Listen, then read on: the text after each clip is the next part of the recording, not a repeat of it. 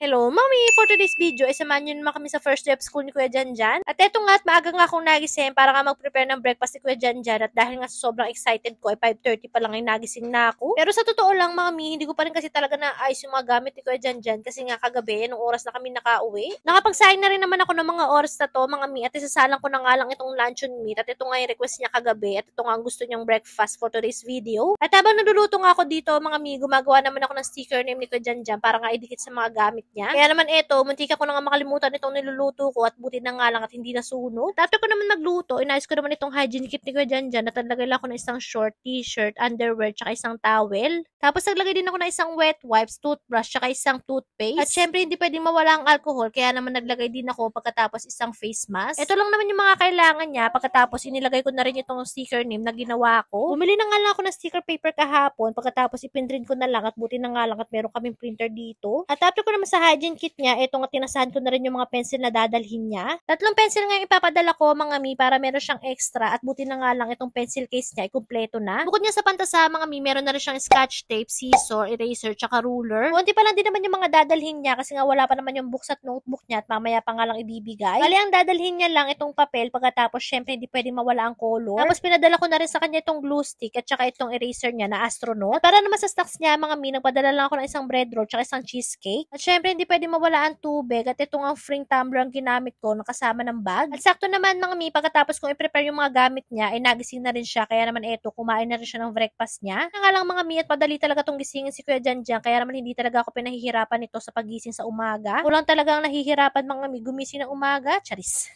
Nagising na nga rin itong maliit ko, mga Mi, at Diyos ko, buti na nga lang talaga at hindi siya nagmumuryot ng mga oras na to, kaya naman madali kong nabihisan si Kuya Janjan. At tingnan nyo naman yung paan niya at gusto nga niya sa kanya isuot yung sapatos ng kuya niya.